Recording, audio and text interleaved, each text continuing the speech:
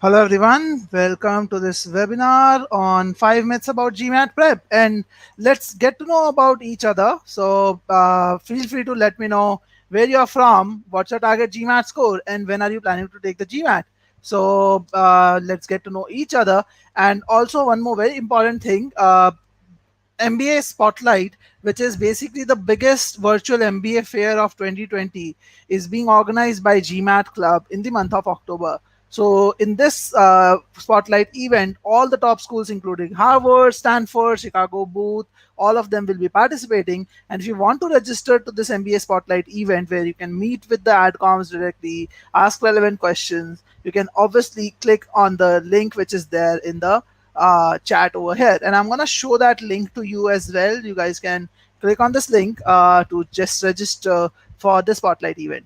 Okay, so I would like to hear from you guys, as in where are you from. Let's get to know each other a little, and I'll also start with my intro. For those of you who don't know me, I'm Piyush Beriwala, and I work as a strategy consultant at GMAT. At GMAT, we help students prepare for GMAT in the most effective way.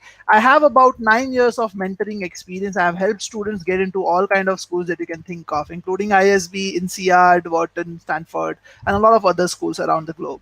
And I've taken the GMAT myself. I scored a 740 in my very first attempt on GMAT. So that's a little bit about me. I love, as an individual, I love analyzing data. I love strategies. And as this webinar title says, we are going to burst some of the biggest myths about GMAT prep. And the agenda is going to be completely around those myths. How can you avoid those mistakes that a lot of people make, because they kind of get entangled into those those myths running around here and there. So we are going to talk about that, and let me quickly tell you how this entire webinar is structured. So we are going to discuss those 5 myths, starting with accuracy is all that matters. A lot of people think that GMAT is all about accuracy. It all that matters on GMAT is accuracy, and we'll bust that myth. We'll understand why accuracy is not enough to actually get a good score on GMAT. Okay. The second thing that we will basically understand is learning shortcuts. Another myth that will burst is learning shortcuts to save time. A lot of people focus on learning shortcuts to save time in order to prepare. Practice makes a man perfect. That's the next myth that we'll look at. Prepare CRRC and SC parallelly, and it's okay to skip some concepts. So basically, these are the 5 myths that we are going to bust today. And then we are going to open it up for a Q&A session. So in this webinar, I'm going to run you through this 5 myths very quickly, maybe about 50, 60 odd minutes we'll spend there. And most of our time is going to go on Q&A. So I'm going to open it for an open-ended Q&A towards the end. So feel free to let me know if you have any questions. And I'm happy to know about you. Starkit says, I'm from India, 10 years of experience, just started the prep for the past 1 month. Great, Stargate. So you are actually at the right place, because we're gonna tell a lot about how can you get the maximum amount of the time that you spend for your GMAT prep. Okay, so great, guys. And before I go any further, I would like to see quick yeses from you. If you guys can hear me loud and clear, my voice is audible to all of you. Just quick yeses. 760 is a great target score, Target. It kind of makes you eligible for any program out there in the entire world. Okay, so that's a pretty good score for any program. So I'm sure if you achieve that, that will definitely help you get your achieve your goal. Great. So Vijay says yes. Okay, Starkit says yes. So I'm seeing some yeses. So I guess people are able to hear me. That's great. Thank you, Vishwadeep, for letting us know that you can hear me. Great. So before we get started around the myths, a very quick option, like a great opportunity if you are looking for a personalized study plan. If you want to create a personalized study plan which actually helps you understand how can you go about your prep, because this webinar is about GMAT preparation. So if you want to understand how to can you create a personalized study plan for free, I'm just giving you an option over here. So at GMAT Wiz, you can actually create a study plan for free, which not just tells you what is in how much time can you complete the entire prep. It also tells you what is supposed to be done on each and every single day. So you can just click on this calendar link, and you can just start learning from here itself. You don't really need to worry about where to start learning from. So this is a free study plan which is offered. You may not be able to access all content as a part of the free study plan, but you will at least be able to see the entire journey, that exactly on which day what is that you have to do in order to achieve your goal. And the entire journey is planned out. It is an adaptive plan. You can go to task view to see task list for each week as well, that in the current week how many things do you need to complete, what exact elements do you need to go through. You will also get access to some free content, but if you want access to the entire course, then you might have to upgrade. But at least for the free with the free trial, you get access to a personalized study plan, which makes learning much more effective for you, much more easier for you. So if you want to create a personalized study plan, I will give you a link, and this plan also adapts every single week. So it's a completely adaptive study plan. So I'm going to share that link with you in the chat right now. So in case anyone wants to actually create a personalized study plan, they can do so by using the link which I'm going to share here. Okay, so here you go, guys. If you want to register for this personalized study plan free of charge, you can definitely do that. So here's the link for you. And now let's get started with the first myth. I'll first buzz the first myth, which is accuracy is all that matters on GMAT. Let's understand that. And why is this thing important? Because trust me, guys, I kind of understand. I speak to a lot of people, and they tell me that okay, when I solve official guide questions, I get 80% accuracy or 90% accuracy, but in my mocks, my scores are pretty low. And I kind of hear this question quite often. A lot of people don't understand why that really happens. But when when they understand how the GMAT algorithm functions, it basically becomes very easy for one to relate to why that happens. Okay, so I'm going to share some parts of the GMAT algorithm, some enhanced score reports, which will help us understand why accuracy is not the only thing that matters on GMAT. Okay. In the meantime, Starkit has a question. He says, how many months is this spread across? So Starkit, the study plan is completely personalized. It will be created based on the time available with you, the strengths and weaknesses that you have, the target score, and a lot of other factors. So it actually completely depends from person to person. It's very difficult to tell a number around it. It's a completely personalized plan. Okay, so let's get started with the ESR report. So what I'm gonna share, I'm sharing here in front of you is I'm sharing a like snapshot of the verbal section of one of the students. Okay, so this is basically the attempt data of one student who started the verbal section, like who completed the verbal section on GMAT, and this shows the accuracy in the 4 quarters. So in the first quarter, there are 8 scored questions. Second quarter basically means 7 scored questions. Third quarter, 7 scored questions, and last quarter has 8 scored questions again. So there are a total of 30 scored questions out of 36 questions which are there on GMAT, and it shows us that how many correct or incorrect questions that the student got.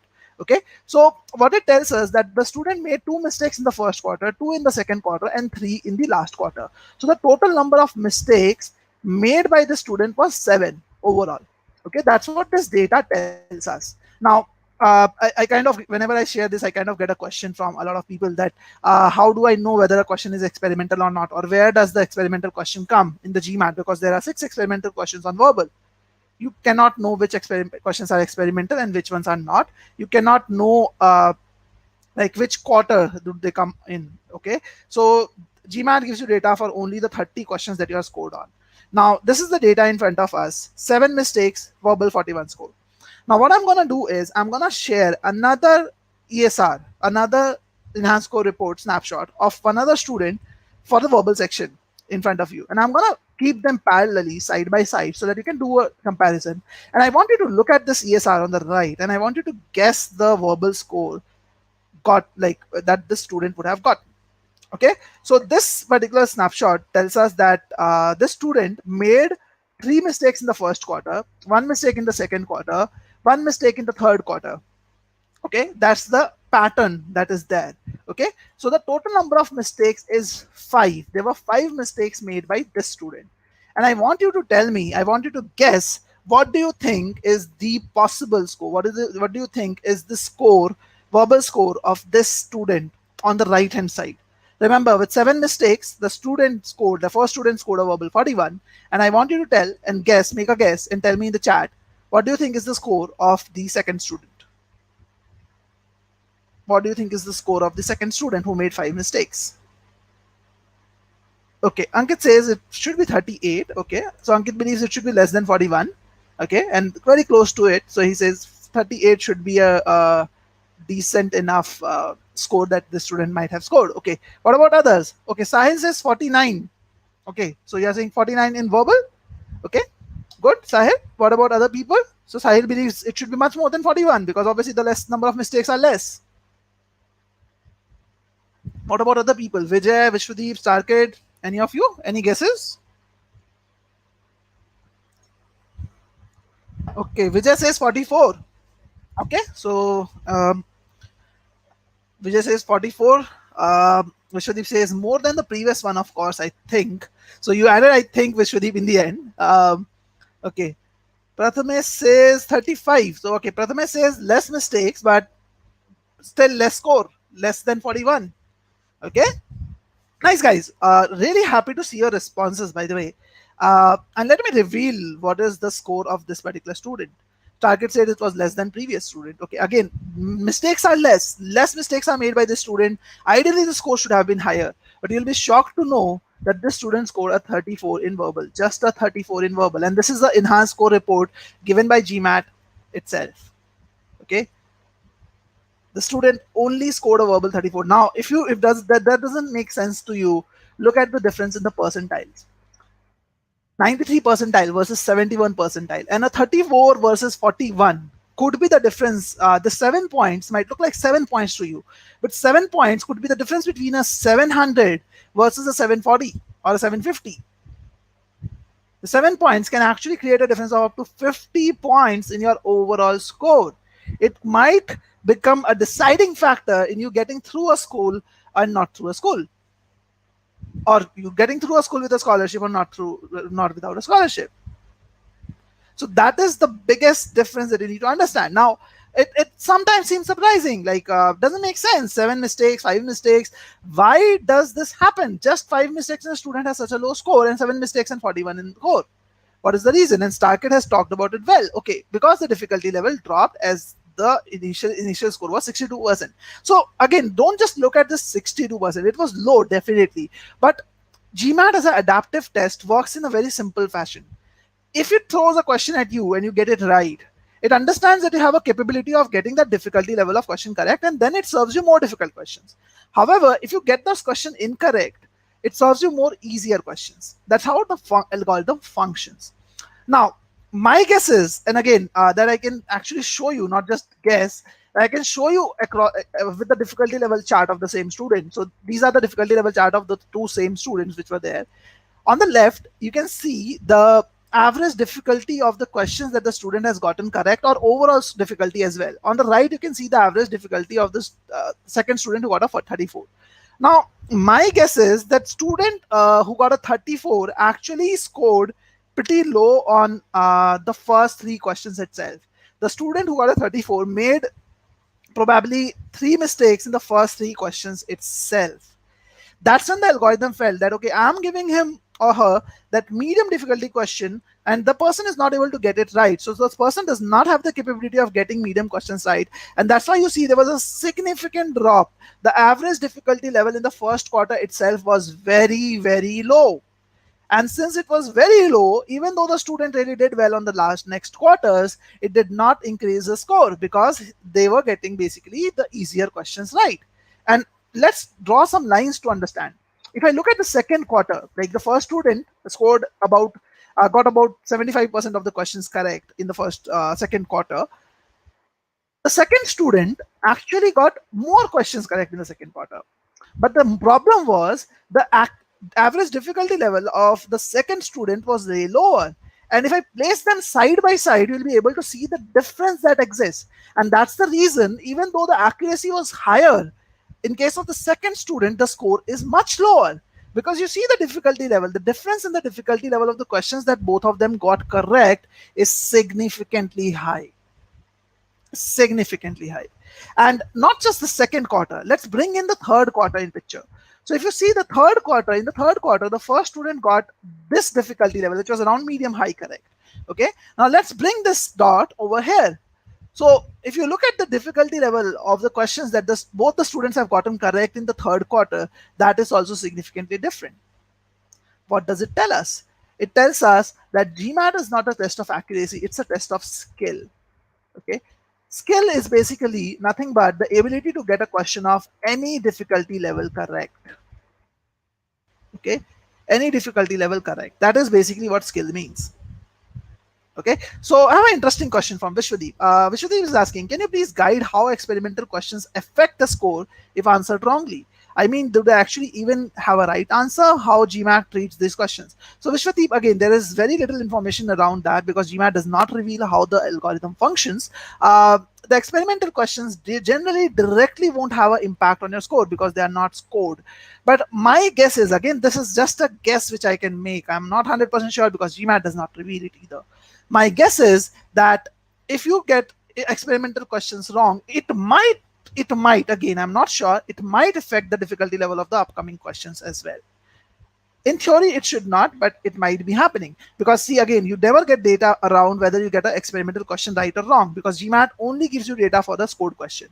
Experimental questions do have a right answer, and the idea of an experimental question is to judge the difficulty level of the question, because GMAT knows what is your difficulty level, what is the current difficulty level, like what is your performance, and basis that they know what is the skill level, not your difficulty level, sorry, what is the skill level as of now. And if you get that question, experimental question, right or wrong, it helps them understand what is the difficulty level of that particular question. Okay, so coming back to this, so skill is all about the ability to get a question of any difficulty level correct, irrespective of is whether it's easy, difficult, or hard. So you should not worry about accuracy on GMAT. You should worry about skill. And if you want to look at accuracy as a concept, you should look at it from accuracies across different difficulty levels. So someone who is in the score range of 550 to 650, what does it signify? If someone is in the score range, it basically means they're getting a good number of them easy questions right. So they get about 70-80% or maybe 90% accuracy in the easy questions. In the medium questions, their accuracy is about 60%, 50 to 60%, and that's the reason they don't end up seeing a lot of hard questions. They do see some hard questions, I'm not saying they don't, but they don't end up seeing a lot of them, and the moment the algorithm serves them hard questions, their accuracy is pretty low. So that is the reason they don't get more hard questions at all. And the common problem with these people is they generally struggle with application of concepts. They generally don't know how to apply the concepts in the most methodical way, and that's why they struggle. However, if you want to get a 700 plus and you want to look at accuracy, this is how you should be looking at it. If you want to get a 700 plus, your accuracy in easy and medium questions should be around that 90% plus mark, should be around that mark. There is very little scope for error in the medium and easy questions because if you get them wrong, the algorithm reduces the difficulty level significantly. Okay, and in the hard questions you can still manage to get a 700 with about a 50 to 60% accuracy as well. You can just get into that 700 range with this much accuracy. Obviously, the higher your accuracy in the harder questions, the more your score will be. So if you want a 740 or 750 kind of a number, you might as well be looking at a 70 to 80% accuracy even in the hard questions. Okay, so if you want to look at accuracy, this is how you look at accuracy. This is the most important thing. So don't just look at accuracy in its by itself. Look at skill, look at difficulty levels of the questions that you get, or right or wrong. So if I have to summarize, your approach to get a 700 plus basically is you need to first make the algorithm serve you hard questions. Okay, and you can only do that if your accuracy is good on easy and medium questions, and then you need to get the hard questions correct, and for that you need to build the right skills and you need to learn how to apply them, and we'll talk about it at length, don't worry about it. So accuracy is not the right metric to look at. So if you're just looking at official guide, if you're solving questions, you're getting a high accuracy there, and you're getting happy that you're getting ready for the GMAT, please do a reality check, because accuracy is not that matters. What matters is your skill to get the hard questions correct. Okay, so that's what is most important. So with that, let's move to the second myth. Many people believe that GMAT is a test of your timing. Okay, at the end of the day, you have very little time. Like per question, you get only 1.8 minutes on verbal and 2 minutes on quant. So you get very less time in GMAT at all overall. So you need to save time. You need to save time in whichever way it's possible. And most people rely on learning shortcuts in order to do that. Now, Some of the most common shortcuts, some of the most popular shortcuts that exist is like in the industry, as in that is taught to students by tutors, some people, some friends, are going to be mentioned today. I'm just telling you a few of them. Obviously, it is not possible to cover all of them, but the one of the most popular one is using splits in sentence correction, identifying the splits that are there in the option choices, because if you understand what is the difference between the option choices, you can actually quickly get to the answer. That's one shortcut that I learned as a student myself when I was preparing. Another shortcut that people learn is skimming in reading comprehension. Again, RC passages are long, you don't have enough time, so how do you go through it fastly, quickly? You skim through the passage. Some people say read the first line, read the last line of every para, go to the questions, and just refer to the relevant para. Some people say read everything, but read that quickly, understand what lies where, and for each question, come back to the passage. Skimming is a very, very common technique used by most of the students while doing RC questions. Just as splits is popular in SC, same thing goes for RC. Skimming is very popular. Talking about quant, jumping to statements in data sufficiency is a very common shortcut that people do. A lot of people don't even understand that's a shortcut. Most people, when they're given a GDS question, will jump to statement one and start analyzing the statement without even looking at the information given in the question stem, or analyzing that information to make it simplified. Okay, a lot of people don't even know that they should do it. They just work on the question statements, and at times they will use numbers, they'll plug numbers, they'll randomly take cases to do that. See, are some of the popular shortcuts, and all of these shortcuts depend on one, like are based on one simple thing, that is to save time. People believe they need to save time and they need to learn shortcuts to do that. And let's understand what is the problem with this. Let's understand that problem with this. And there's no better way to understand the problem with it than solving a question. So I'm gonna I'm giving you this question to solve. This is an official question, by the way, guys. And I want you to take a shot at this question. I'm giving you a couple of minutes to solve it. Don't post your answers in the comments or the chat here. I want you to hold on to your answers, and when I ask you to post it, then only you'll post it. Okay? So solve this question using whatever methods you use, and then we will start the discussion after a couple of minutes. All right? So all the best for you guys.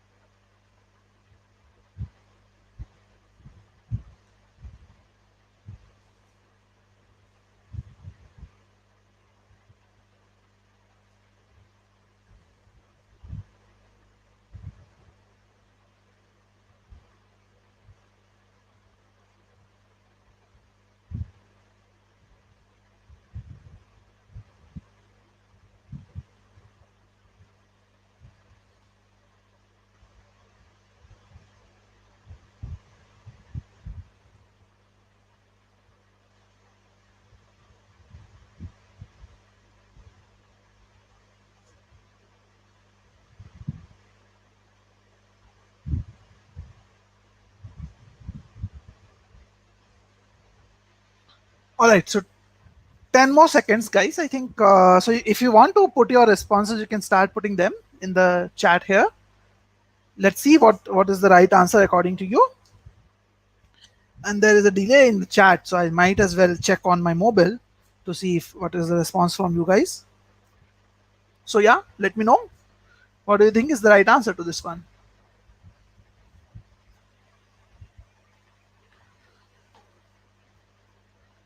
Okay, yet to see any responses. Okay, so Vishwadeep says B. Simran also says B. Okay, so we have two people going for B. All right, what about other people? Christian says A. Great. What about other people? So we have A as well.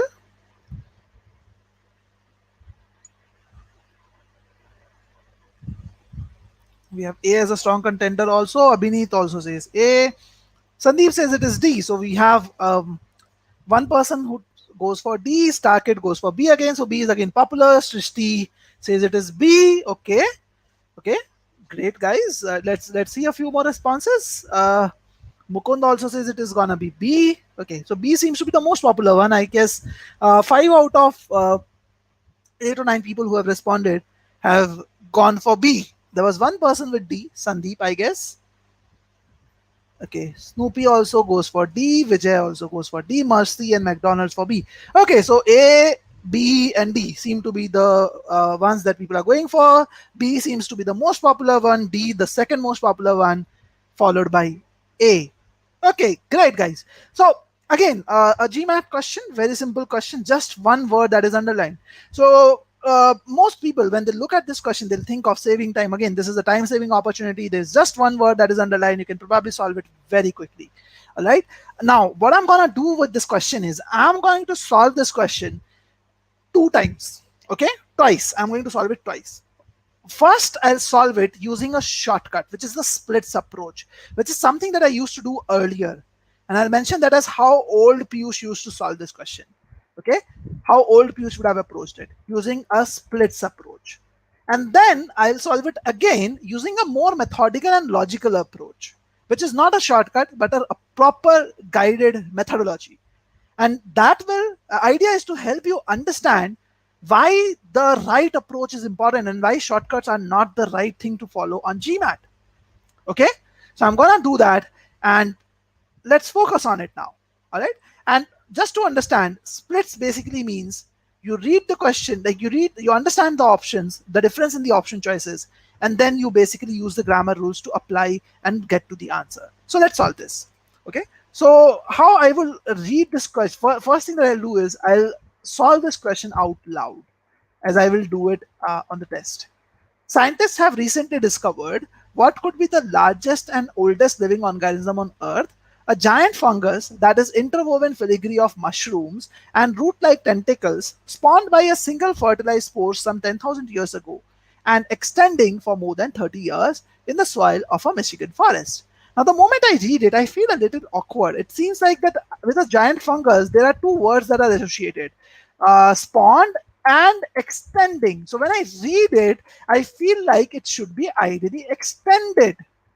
Okay, I felt that it should be extended. Again, I'm not sure. I feel it seems right to my ear that it should be extended. But if I focus on the splits, what I understand is if I look at this word extending, then extends is basically simple present tense form of the word extend. Extended is the simple past tense form of it. It extended is simple past with subject, is what I understood. That there is a it, so it's a subject as well with the verb. Is extending is basically a present continuous form. So I looked at this, I identified the splits, I understood that it is probably about the understanding of which tense should be used here. Okay, and what about this extending? This extending seems like a present continuous form, but I'm not sure, because generally in present continuous you'll have that is was present in front of it. So I'm not sure what about that. So if I want to talk about the tense part of it, so what the sentence tells is a giant fungus is extending over 30 acres in the soil of a Michigan forest. So if I go by the logic, it seems that the fungus is extending. It's a fact that the fungus is extending over for more than 30 acres. Now, which tense form do you use to use the basically the present the simple present a fact? Which tense form do we use? Anyone? Which tense form do you use to present simple the simple facts? Again, very simple question. Anyone who has gone through the concept would know this. Whenever we have to present facts, we go for simple present tense. So I would have probably marked B as the answer. Okay, I was confused between extended and extends because extended sounded right. Extends, however, tensewise, splitswise seems to be the correct one because it talks about a fact about that fungus. Okay, so I might have gone ahead, I would have gone ahead probably with B in that case. Now, when I look at this data, when I look at the data from GMAT Club about the attempts of what student marked as the correct answer, no doubt 30% of them went ahead with choice B, 30% of them. And in fact, over here as well, most of you felt that choice B is the correct answer. Second most popular one was extended. 17% of them marked that as the correct answer. Probably they felt that it sounds right. A lot of them marked, 8% of them marked is extending as the correct answer as well. But the correct answer in reality is choice A. And there were only a couple of people here, Christian and Abhineet, who actually got the correct answer. Okay. Now let's understand what's wrong with this approach. What happened here? Why did we make a mistake in this question? Let's understand that. The core problem that is there with the shortcuts is whenever you follow a shortcut, you focus on one core principle, that is to solve a question quickly. There is hardly any focus on the logical aspect of the sentence. Your focus is mostly on grammar, your focus is mostly on quickly solving the question and saving time for the next question. That's when you start making mistakes. And you have to remember, on GMAT, accuracy is more important than timing. Doesn't matter if you save time. No one is gonna reward. GMAT is not gonna reward you if you solve the end the test 10 minutes early. They will reward you only if you do well on the question. That's how it works. Accuracy matters more than timing. But if you focus on shortcuts, you are basically you are actually making this mistake. Now, why is this important? I actually come across this question from a lot of people. They say that I get stuck in too close choices in verbal. And there is a problem with this mindset. Whenever you say that you are stuck with too close choices in verbal, you are falling for a trap which is the best choice trap. A lot of us believe that in GMAT verbal, there is always a best answer or a better answer. There might be multiple correct answers. But what you need to understand is there is always one correct answer and four incorrect answers, and there are no gray areas that exist. There is a reason. If you are making a mistake, if you're accepting a choice which is a close choice, you tell yourself that okay, I was able to bring it down to 2 but I couldn't mark it right. You're not making one mistake, you're making two mistakes. You're accepting something that is wrong, and you're also ignoring something that is right. So there is a problem with the methodology that you're following, and that's why you get stuck with two close choices in the end. Okay, now let's understand what is the problem. So I'll tell you how I would, new Piyush, how I approach it now. What is the most logical way of approaching a sentence correction question? The idea is to focus on the meaning part of it, not just grammar or splits. Focus on what's the sentence trying to communicate. Then only you will be able to get to the answer correctly. Okay, so I'm going to show you that now. So how I would read this question is, I'll solve the question using the meaning based approach right in front of you. Scientists have recently discovered, okay, so some, I know I'm going to read some about something which has been recently discovered by scientists. Let's read what could be the largest and oldest organism on earth. Okay, so scientists have discovered what could be, so some they have discovered about the largest and oldest living organism on earth. So probably the author is going to talk about that next. A giant fungus. Okay, so it seems like this organism is nothing but this giant fungus. A giant fungus that is an interwoven filigree of mushrooms and root-like tentacles. So what does this that relate to? It talks about the fungus. So it tells me that this fungus is an interwoven filigree of mushrooms and root-like tentacles. So it is made of this basically these things. Okay, so scientists have recently discovered this. Spawned by a single fertilized spore some 10,000 years ago. So what is spawned by a single fertilized spore some 10,000 years ago? So if I contextualize the entire sentence, I would understand that over here we were talking about oldest living organism. Here we are talking about some 10,000 years ago. So obviously this spawn should be talking about this fungus itself, right? It should be talking about this fungus itself. So this fungus is spawned by a single fertilized spore some 10,000 years ago. And extending for more than 30 acres in the soil of a Michigan forest. Now I see a and, so I know that these two things are now in parallel. They are talking about the same thing, which is the giant fungus. So the giant fungus extending for more than 30 acres in the soil of a Michigan forest is what I know. Okay. Now at GMAT ways, we also teach you something which is very important, that is called a pause point approach. So whenever you see some pause points, you're supposed to stop and actually understand the meaning and role played by those pause points in the entire sentence. And when we do that, we talk about very, very important pause point, that is verb like words. We ask you to stop at verb like words. And if you focus, I stopped at this word to understand what is going to come next. I stopped at every verb like word over here also. Now, the verb like words, especially the ed verbs, are very, very, very important. You need to stop there, and it's very important for you to understand whether they're actually acting as a verb or not. So what we teach is, whenever you see a ed verb or any verb like word, you need to first ask yourself whether it is a verb or not a verb. Okay, and there is a certain set of rules that we give you to understand that part. Okay, so let's ask that. So first thing I want you to tell me is fungus doing the action of spawning here? Can you quickly tell me that? Is fungus doing the action of spawning here? Is the fungus doing the action of spawning here? Quick yes, no, guys, from you. Quick yes, no.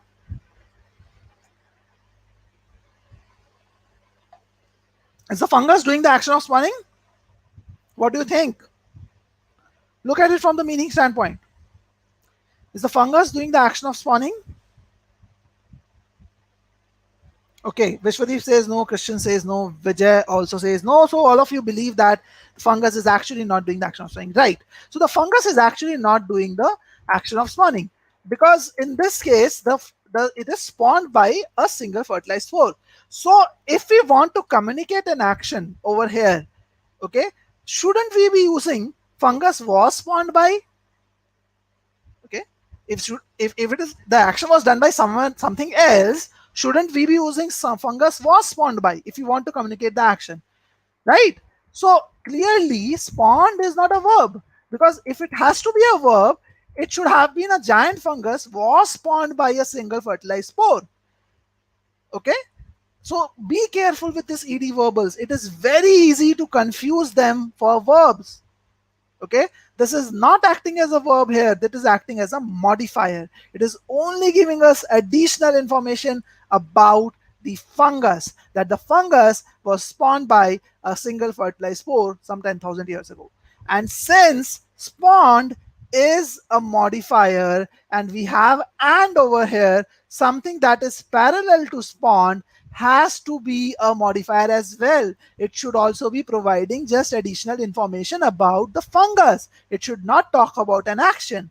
And that's why I cannot have a verb in place of extending. Okay, is that clear to all of you guys? Is that clear to all of you?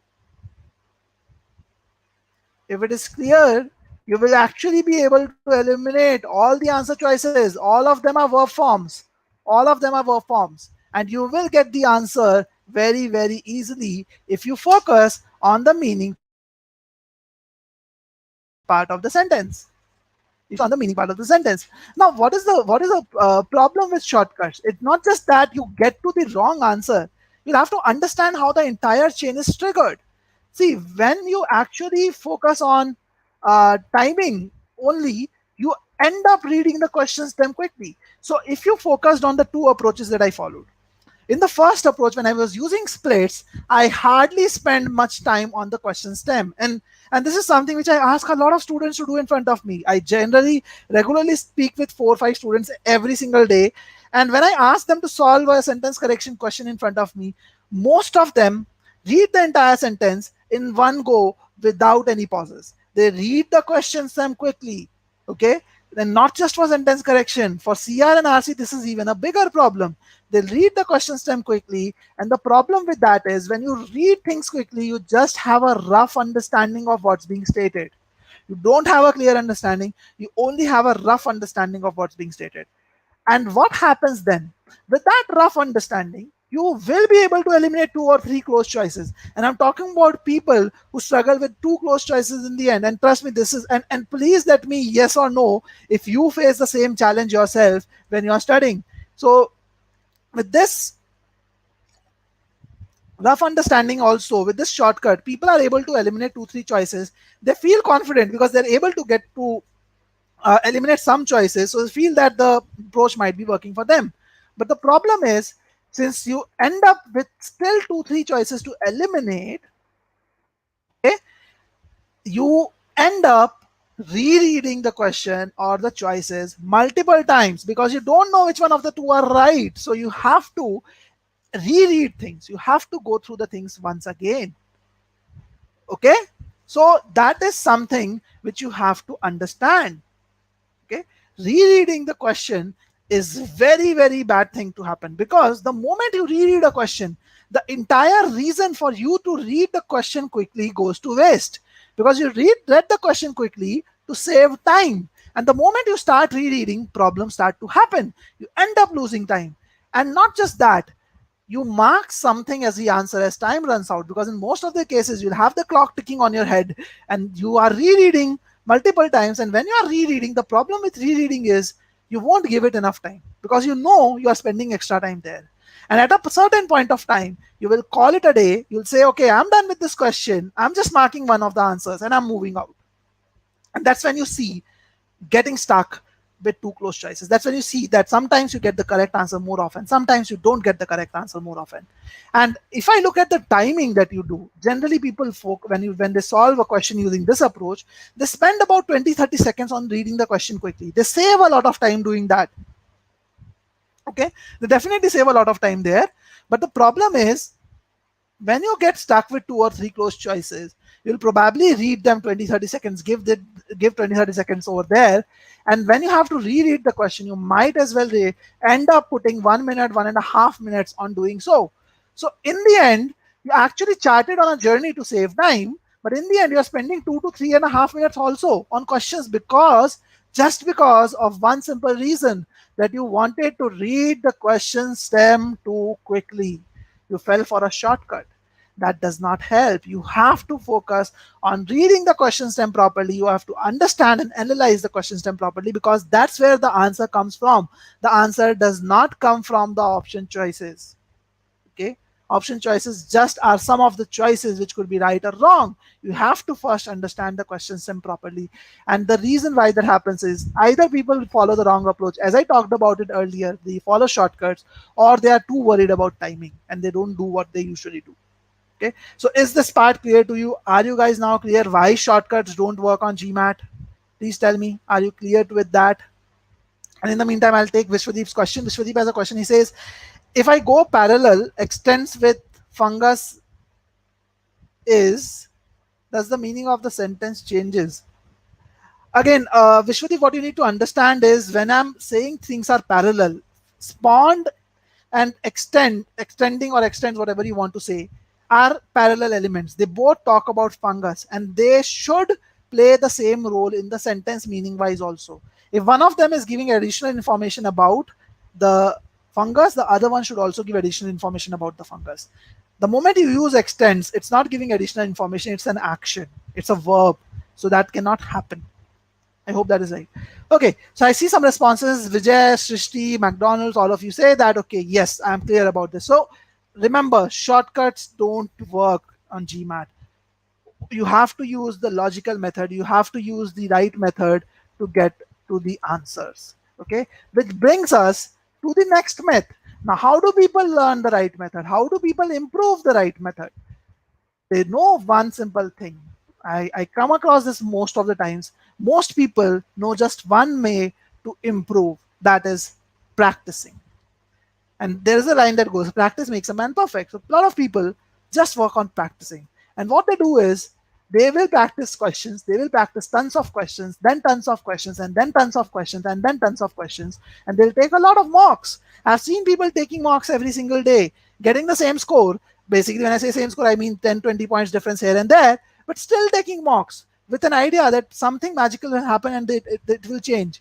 But what people don't realize is that you don't learn from the questions, you actually learn from the solutions. And only you only learn if you do the practice in an organized way, in a planned way. And plan doesn't mean that you solve 20 questions every day on SC, 15 on CR, and 15 on RC. Plan basically means you'll understand why are you making those mistakes, you learn the right method, and then only you will do that. And I have a very interesting point from Vijay says error log helps in keeping track of mistakes. Definitely, Vijay, definitely helps. But what is that you do using that error log is important. Most of the times people's error log is limited to concepts. They will see that, okay, I made a mistake in parallelism. I Some of you might say that, okay, today my understanding of modifiers was not right. Some of you might say that, okay, I don't know tenses, I don't know assumptions, I'm making mistakes there. But in most of the cases, that is the outcome that you see. The root cause is very different. And again, I'm talking to people who are in the score range of 550 to 650. I'm not talking to people who are below that score range. If you're below that score range, it is a possibility that conceptual gaps are a bigger problem for you. But if you are in that score range, around that mark, very high probability that what you're struggling with is not the concepts, but the application of those concepts.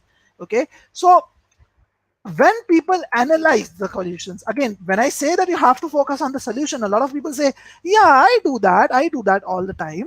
I actually analyze my solutions really well. I do that all the time. But what is the most common method that people follow? Let's see that. So people only review the questions that they got wrong. In fact, I was talking to another student today. This guy has scored a 660 on GMAT very recently. And when I was talking to him, he said, yeah, I am reviewing the solutions. I'm reviewing the solutions properly. I asked him how. So he said, okay, whenever I make a mistake, I review the question that I got wrong. That's a very common thing that they do. And in that case also, they only spend time on analyzing the options. Okay. However, if you do that, you will not be able to see a lot of improvement in your score. And let me tell you why. Because sometimes when you get a question right also, the method that you followed may not be the most optimal method to solve the question. You might have made some mistake, you might have overlooked something and still gotten it right. So it's very important that for the right questions also you should be reviewing the solutions. Okay, it's a very, very critical thing that I tell all my students. In fact, the right way to improve your score for any area is this 3-step approach that you have to follow. Okay, StarKit, I'll tell you how you can maintain error log. I'll talk about that as well, don't worry about that. So this is a 3-step approach that you should follow. First step, whenever you take a topic, when I say a topic, I basically mean verb tenses, prime numbers, modifiers, assumption, anything like that. So any topic that you learn, you should learn those topics in 3 steps. The first step of your learning should always be to learn the concepts around those particular areas. Now, this is something which most of the people do. There's no doubt about that. The second thing that you need to do is you need to master a methodical approach. Right after learning the concepts, you should also learn how you should be applying those concepts in GMAT style questions. That is the second thing that you should be focusing on. How do you apply that methodology, right methodology, to solve those questions? And then only you should move to practicing questions on that topic. Okay, but if you do these 3 steps, you will definitely get to a 700 plus score. Having said this, most people directly jump from learning concepts to actually moving to the questions. They just start solving questions without really learning the best approach or the most methodical approach. Okay, that is something which most people don't do. And if you don't do that, you end up repeating the same mistakes in every question that you are solving. You end up making the same mistakes. So how do you learn the approach? How do you master the approach? In order to master the approach, you need to refer to solutions that follow a consistent and logical methodology. Sorry. Okay, you need to refer to solutions which are teaching you a consistent and a logical method. And this is very, very important. The consistent and logical part is very important. You should not rely on shortcut driven solutions that don't help you learn. They will only tell you why you might have gotten a question wrong or right, but they won't empower you for the next question. So it's very important to refer to the right solution.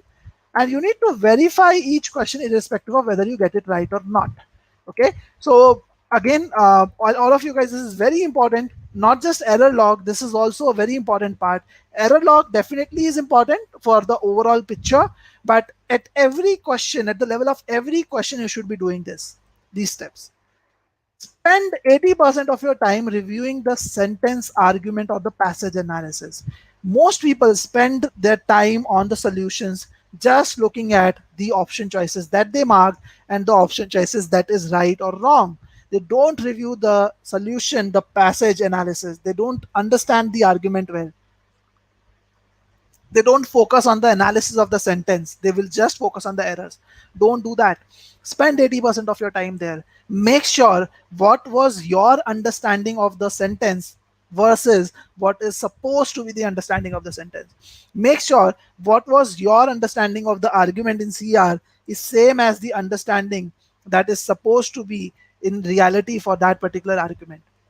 Okay, if you draw these variances, if you note down these variances in your approach, then only you can master the right approach. So coming to the error log part, Starkid and Vijay, very important that when you are maintaining the error log, you don't just write the concepts that you got right or wrong. You also write down what was the reason, what is the main reason why you made a mistake from the approach standpoint. For example, let's say when you were reading a sentence, what did you not focus on pausing at the modifiers? Did you not focus on pausing at the let's say relative pronoun? Identify those issues. Did you not draw the right sort of inferences when you were reading? Did you not take care of the opinions of the author? Try to identify those things as well, not just the concepts that you got right or wrong. Okay, so Mukund has a question. Mukund says, most of the time I'm stuck with 2-3 questions. I think I need to brush up with basics. So Mukund, again, it has to be methodical, as I said earlier. If you are struggling with basics, that is something which you will get to know if you are making easy and medium questions wrong. Always remember, when you start the topic, when you start learning a particular topic, first brush up the basics, the concepts on that particular topic, and then learn a methodical approach to solve those questions. Okay, so make sure you do that. And when you are getting stuck with 2-3 questions, understand whether it was because of concept or the approach that you followed. See, when I say it is because of the concept or the approach, what I mean to say is, in the question that we saw, it was not that you made a mistake because you did not know that simple present tense is used for stating facts. You knew that. The concept was clear in your head. But the problem there was you did not know that there a verb was not supposed to be used, because the method that was followed, you did not focus on the meaning as much to understand how that particular spawned word was not really acting as a verb at all. Okay, so understand the problem, and Vijay has said it right. Error log plus thought process. Yes, in the error log you have to ensure that you use the right thought process or the approach as I am talking about. Okay, and I've just told you how to review the solution, but I'm just showing you how to review a solution. And this is a solution of a CR question on the GMAT Viz platform. Okay, and I'm just telling you how would you review it. So the lines that you see over here, this line, this line, this line, this are the one in italics. Basically all these lines are the argument. Basically, so the argument is, there are arguments supported by evidence proposing the existence of unexplored tracts of land on earth that equal the amount of land currently under cultivation. Then you have this, so the current estimates, and so on. So this italics ones are the basically parts of the argument, and the ones that you see in bullets are the explanations of that. Okay, so what you need to understand here is, why am I showing this to you? I'm showing this to you because I want you to understand how do you review the solution. So if I have solved this question, and when I look at the solution, instead of just looking at whether I got the question right or wrong, what I look at is, okay, when I read this first line till cultivation, okay, when I read this first line of the argument, did I come up with the same inference or not? If I was not able to come up with the same inference, even though I got a question right, I made a mistake, because I might as well struggle in another question because of lapse of focus. Okay. Similarly, when I read the second line over here, I will ask myself, did I relate these two lines and come up with this inference which is given over here? Did I come up with the same inference or not? And if I did not come up with the same inference and still I got the question correct, I'll mark it as a mistake. I'll mark it as a learning, that I need to make sure that my understanding of the inference is exactly the same till this point. So, what I'm trying to say here is you need to match your thought process with the solution to ensure that at every step, your methodology or understanding your thought process was the same. Okay, and only when you do this, then only you will get to the right answer confidently and score a 700 plus. Okay, that's something which is very important, and that's something which is the common thing that I hear from students who have scored a 740, 750 on GMAT. Okay. So what are the right methods? So I talked about meaning based approach. In CR, pre-thinking is the most important methodology that you should follow. A lot of people underestimate pre-thinking. A lot of people don't understand what is pre-thinking. Pre-thinking is not getting the answer, thinking about the answer before you go to the questions, options. Pre-thinking is all about understanding the argument really well, understanding the scope really well, understanding which parts of the argument impact the conclusion. That's what is pre-thinking, and that's why I showed you why it is important to have a clear understanding of the inference. And that was just step one of the process of pre-thinking. Okay. In CRC, it is about involved and evolved reading. DS inferences is what you need to do, and in PS, you need to follow a three-step process. Now, if you are thinking how I can basically learn all these approaches, we conduct a lot of webinars around it. So I'm going to give you link of some of our session recording. This is a playlist which contains the link to a lot of the session recordings that are there. You can click on this link. And go to our YouTube channel, the GMAT Viz YouTube channel, by the way, and you can go through this webinar recordings at your end, at your disposal at any point of time. And feel free to subscribe this channel to get updates on real time whenever a new webinar recording is uploaded, because we conduct a lot of webinars on a weekly basis on our YouTube channel and also on other platforms. All the recordings will be live here. So you want to learn the right methods. I'm in this session, I was just giving you an overview, but if you want to learn them in depth, you can go through this webinar recordings at your disposal. Okay, so in order to teach the right methods, not just this webinars, but at GMAT Viz, we actually came up with the idea of a concept booster. And what we do is, the moment you learn a topic, whether it is prime numbers, modifiers, assumption related questions, inference, whatever, we created, after a video lesson where we teach you the concepts, we created something called a concept booster. In the concept booster, what we have done is we have identified and looked at all the various kind of GMAT questions that have come from that particular topic ever, and we classified them into various buckets. What we do is we handpick those questions. We give you one question from each of those categories, and you get to solve only one question at a time, just one question at a time. Right after you solve the question, you are given a detailed solution, just like the solution that I showed you earlier. It's a very, very detailed solution. You're supposed to analyze the solution line by line, step by step, to ensure that you are able to identify the gaps in your application. If there are any gaps, any lapse in your understanding of the concept, you will get to know from the concept booster. As I said, each question is handpicked here and covers a different aspect. So it will equip you to apply that concept, apply that particular knowledge in any given type of question that can come from that particular topic. Okay, so the idea of concept booster is a revolutionary idea. This is one of the biggest reasons why our students have improved significantly. Our average score improvement today is about 118 points, which is much more than any other test prep company which is there in the market today. Okay, now let's move to the fourth myth with that. Okay, the fourth myth is, a lot of people, again, this is more important for people who are just starting, but also important for people who have prepared for some time.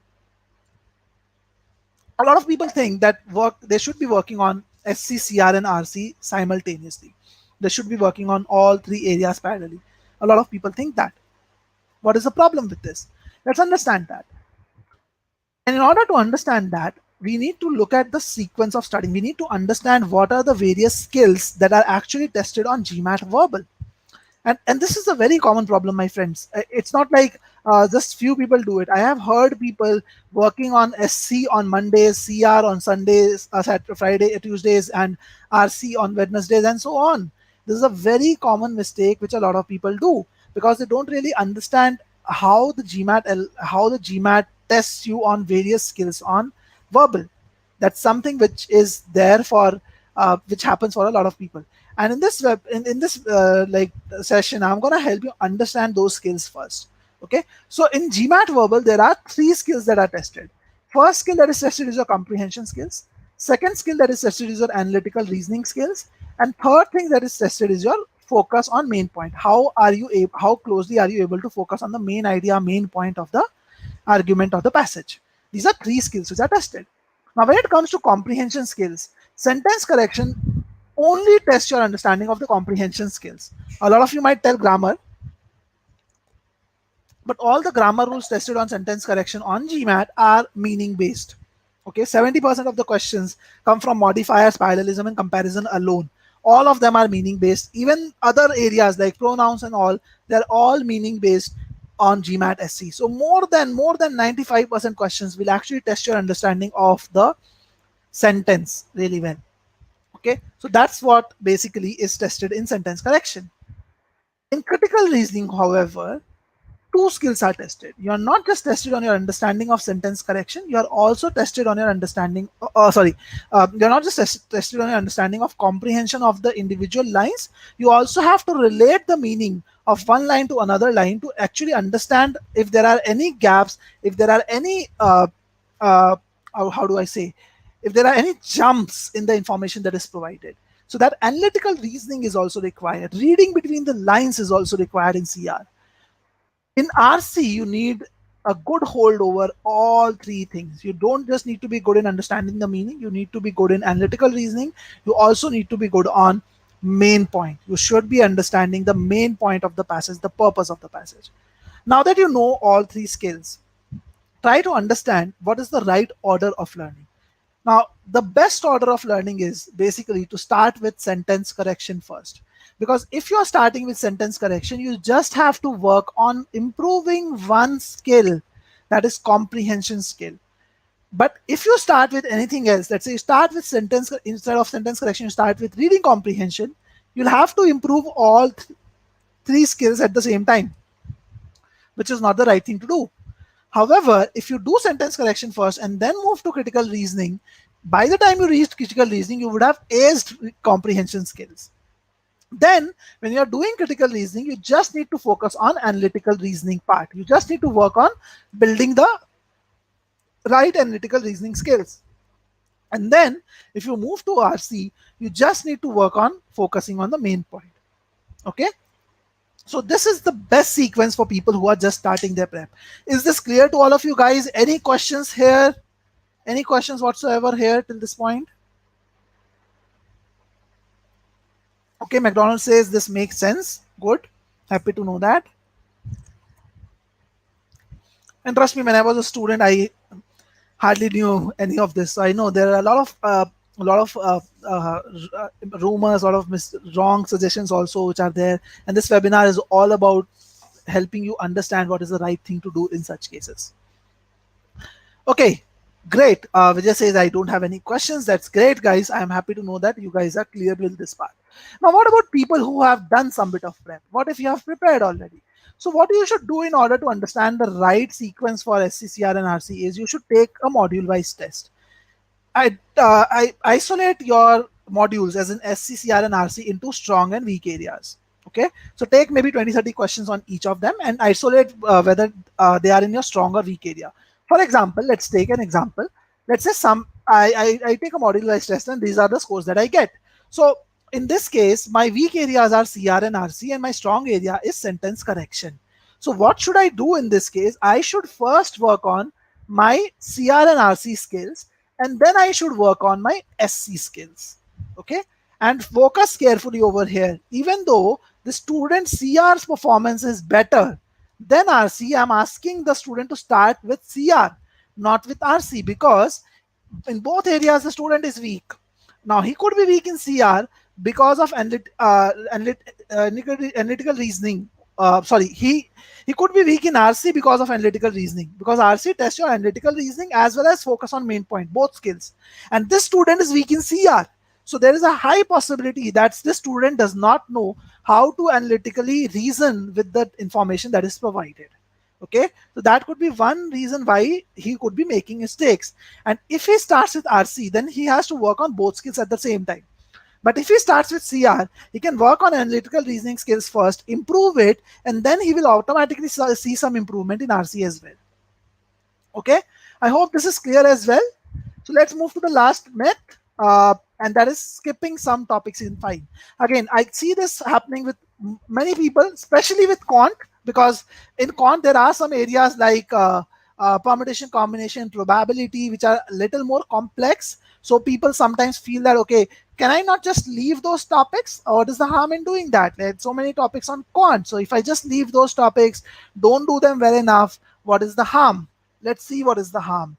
And in order to do that, I'll actually again go back to the ESRs. So I'm showing you the ESR of two students here.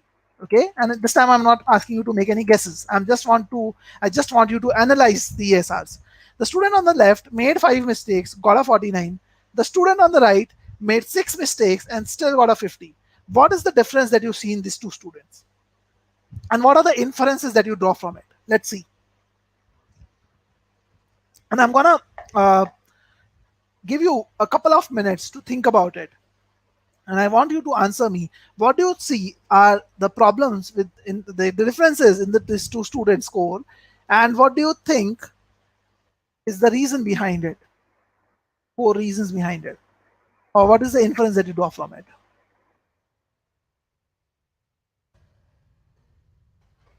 Let's see some responses.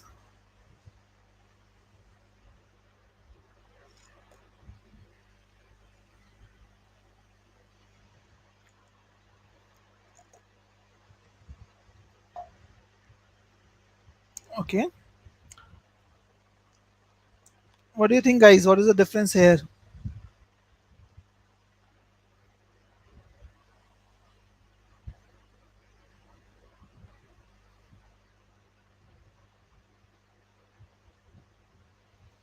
Okay. Sandeep says mistake in the first few questions. Good point, Sandeep. Yes, that's the biggest thing. You see the difference in the accuracies. The first student made more mistakes towards the beginning. The second student, on the other hand, made more mistakes towards the end. Okay. So what does it tell us? It tells us that if you make more mistakes in the beginning, and this is something which is very similar to the verbal ESR that we saw, right? You cannot afford to make mistakes in the first few questions. Now, the problem with this is you don't have a control over which topic the questions will come from in the first few questions. You don't know in the first quarter where the questions are going to come from. Let's say you left permutation, combination, and probability altogether. You did not prepare them. What will happen? If on a bad day, you end up getting a couple of questions from that particular area in the first quarter itself, you'll screw it up. And if you don't get them right, this could also happen, even with less mistakes overall. Even if you're good in all the areas, other areas basically, other than that, you might still end up with a low score. Simple reason, you skipped some topics. So my advice is don't ever do that. Don't ever do that. Get easy and medium questions right from all areas, including your weak ones. So even if you plan to not do, you know that you are weak in certain areas, at least build the capability of getting the easy and medium questions correct.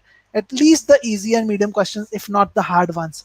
So never ever ever leave any concept or any topic unattended during your prep. Make sure you give it enough time. Okay, this is a very important lesson that I want you to take. Okay, and some few more tips from my side. You should not make consecutive mistakes in the test, as on the algorithm consecutive mistakes are basically penalized very heavily. Never leave questions unattempted. Make sure you complete the paper. If you are running short on time, you have 30 minutes, 30 seconds on the clock, quickly mark all the answers randomly, but don't leave anything unattempted. That is penalized more heavily. And don't spend too much time on just few questions. A lot of people get stuck with a few questions. If you see you have spent about 2.5 minutes or maybe 3 minutes on a question, take a conscious call whether you're moving forward or not. If you're not moving forward, doesn't make sense, call it a day, mark, make a guess, move forward. Okay, so that's about it from my side on the myths part. So if you want to connect with me, if you want to discuss anything about your prep, anything around your strategies and all, you can always connect with me. You are on this email ID which is there in front of you, piyush@gmatris.com. You can always connect with me on this WhatsApp number as well. And if you want to schedule a one-on-one call with me, you can also do that using this link. Okay, you can use this link to schedule a one-on-one call with me. This is a free call, we don't charge for it. And if you want to discuss about your strategy and anything else, feel free to do that. And if you have any questions about your prep, as I said, I'm going to wrap this up webinar very quickly, so I'm going to keep it open for any questions that you guys might have. So feel free to ask me in the comments here, in the chat here, any questions that you might have. And in the meantime, I'll quickly make an announcement. At GMAT, we generally run deals at the end of each month. This month, we are running a deal which ends tomorrow, which is 3rd of October. In this, we are offering a very special price of $219 for our complete online package, which includes access to the quant as well as the verbal part of our course. So if you want to avail this price, if you want to get a special deal, save some money, you can always use this discount period to avail that discount. Okay. So feel free to click on the link which is there in the chat to avail the discount if you want to. And I'll quickly talk about little bit about our course. In the meantime, you can please post your questions that you might have around your prep in the chat here. I'm more than happy to answer it. So basically at GMAT Viz, we offer a personalized course which comes with a personalized study plan which I showed you. The course is also adaptive in nature. What it means is if you are weak in certain areas, it will create some additional real-time improvement modules for you. And if you take the entire course, you also get access to dedicated mentors. You can speak to dedicated mentors who have scored 700 plus on GMAT. You can speak to them, get advice on your prep from a time to time basis. They will help you with performance assessment and improvement ideas. They won't teach you anything, as in they don't really, for our doubt solving, we have our forums in place, but these mentors will help you understand where are you going right or wrong with your prep. And these three reasons are one of the biggest reasons why we are GMAT Club's most effective course today in terms of average score improvement. And this is data from today. We have delivered till date around 118 points of score improvement as compared to any of the top players. This is much higher. Okay, so that's about GMAT Viz. If you have any questions, you can ask me. You can avail this discount as well. If you have any questions, you can ask me here, or you can just, if you don't want to ask here, you want to discuss one-on-one, you can also click on this link to schedule a call with me directly. Okay. So I don't see any questions as of now. Please feel free to let me know if you have anything else in your mind that you want to discuss with me here. And if you really like this webinar, do give it a thumbs up so that it reaches more people and it helps more people improve their performance. Okay, so I'll wait for a couple of minutes. I'm also checking my chat on my phone so that in case there is a delay over here.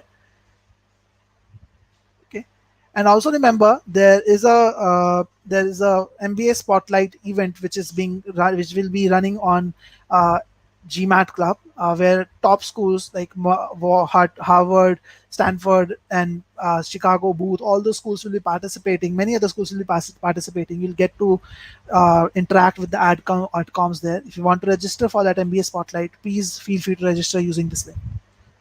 Okay, so I don't see any other questions as of now. I'll wait for maybe 20 more seconds to see if there are any other questions from you guys.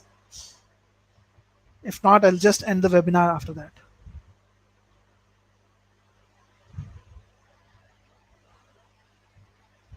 I hope this webinar was helpful. Thank you, Mukund.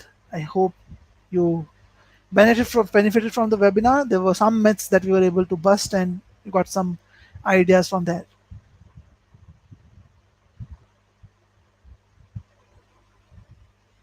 Okay. Great, guys. I don't see any other questions, so I'm going to end this webinar now. So it was great interacting with you. All the best for your GMAT prep, and feel free to get in touch if you have any questions at any point of time. Thank you so much. Thank you, Vijay. Thank you, Sandeep. Great, guys.